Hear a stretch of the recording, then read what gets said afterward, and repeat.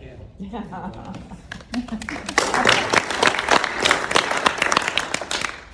I made a terrible mistake the other day.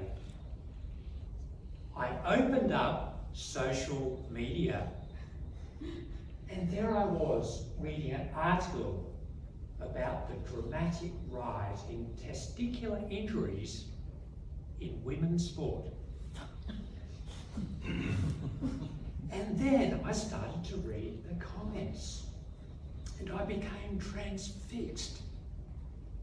There were supposedly intelligent, well-credentialed people destroying each other, egged on by their hordes of liking followers. There was ad hominem attacks, straw man teardowns, black and white thinking. And as I watched on, transfixed, it was brutal, but I couldn't quite see the point of it.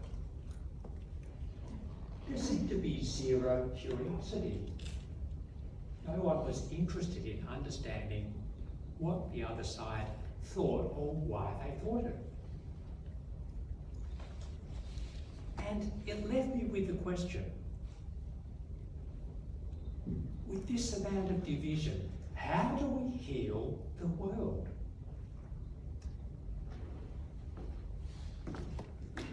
Way back when I was in primary school, I got into a heated argument with a guy called Ivan Gorridge, a classmate.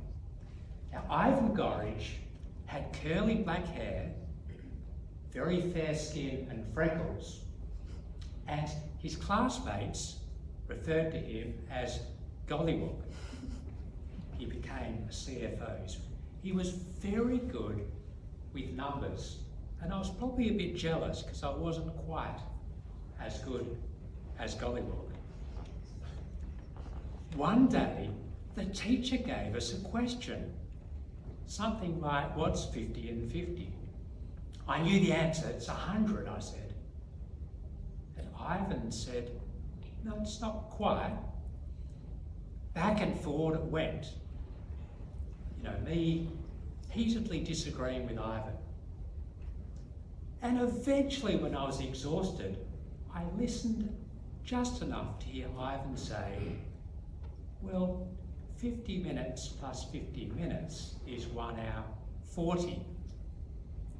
And I entirely, in my blindness and arrogance, I had overlooked the minutes. And Ivan had seen something that I didn't.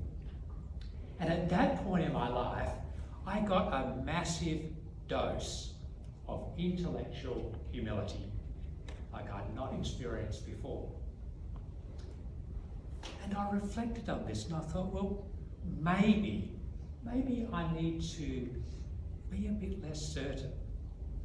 Maybe I need to listen a little bit more, and maybe I need to be a bit curious about the way other people see the world. And one of my favourite quotes is by Mark Twain. It ain't what you don't know that gets you into trouble. It's what you know for sure that just ain't so. That was my experience, my first big experience, experiencing what Mark Twain was talking about right there.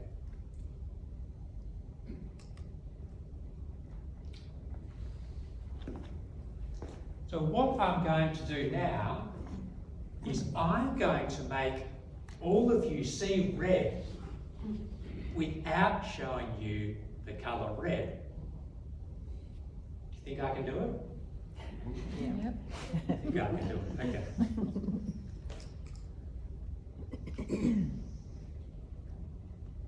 Now I can guarantee you that there is not one red pixel in this image.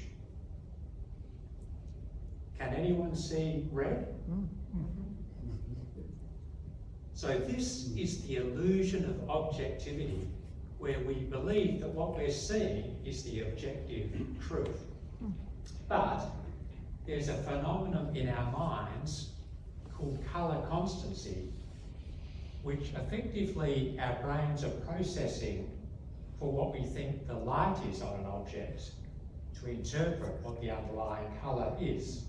So basically we're comparing the colours to the colours next to them, and we realise that there's a greenish light over these strawberries. And so we deduce that the strawberries are red, even though we can't see the colour red. And this image was created by a professor of psychology, Japanese professor called Akiyoshi. And it went viral on the internet in 2017.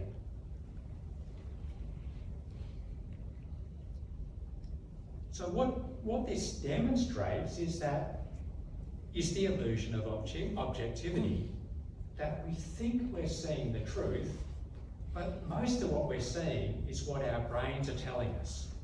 Our brains, if you like, are applying a post-processing filter.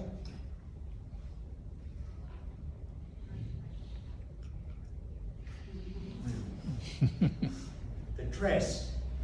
Denise is not allowed to comment on this. Perspective. Come to the dress. So back in 2015, a young lady named Grace, who lived in an island in Scotland, was about to be married in 1 week's time. Columby was the name of the island. Grace's mother, Cecilia, went into a fashion shop north of Chester in England and took a photograph of a dress that she intended to wear to the wedding. And she sent the photograph of the dress to Grace. And this is the photograph she sent. Can someone tell me what colour the dress is? Gold and white. Blue. Gold and white. Now, I see a few frowns. Is anyone seeing another colour? I know Carmen. What colour are you seeing, Carmen? Blue. Blue. Just blue? Blue and black. Blue and black. Okay. Okay, so we've got division in the room already. So you two can go out and fight it out. Who is seeing gold and white? Just raise a hand. Quite a few people.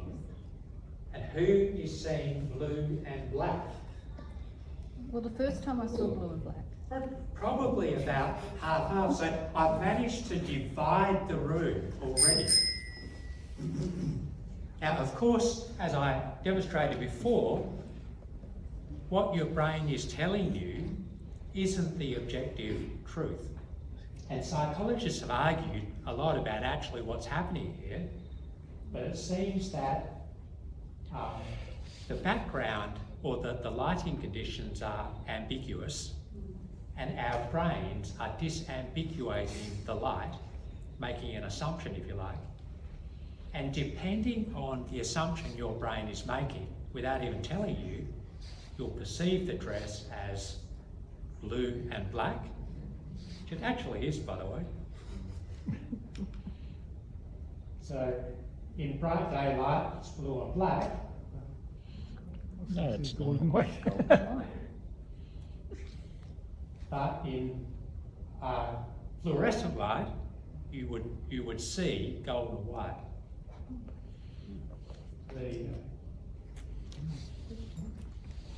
So it all goes to demonstrate that what we're actually seeing in the world is related to our experience that's led us to this point. And also the social media is terribly divisive. So what do we do about this? How do we heal the world? Well, for my inspiration, I've turned to a convicted terrorist. A man that spent 30 years in prison. And during that time in prison, that man learned to love his captors. He learnt their language, the names of their kids, the sports they played. And of course, that was Nelson Mandela.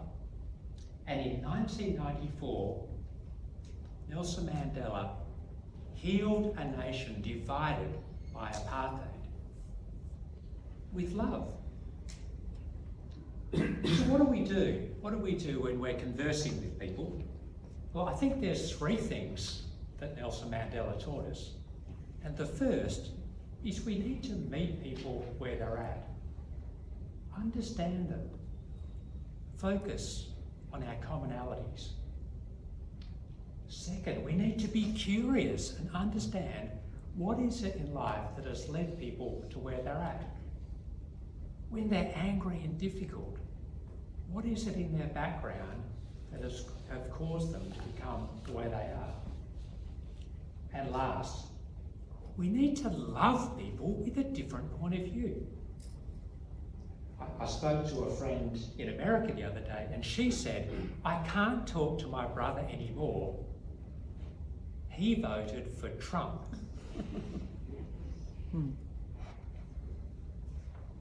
Abraham Lincoln said, I don't like that man very much. I must get to know him. So we need to learn to love people who have a different point of view. Now, unfortunately, Nelson Mandela didn't leave us with any really pithy quotes. I checked, which is a shame for a lawyer. Done better. So I'll leave you with something that sounds awfully simple, but it's really hard to do, at least in my family. I'm sure yours are all fine. So we all want to point to the world out there, but if we can just go home and learn to love our own family, then we can change the world.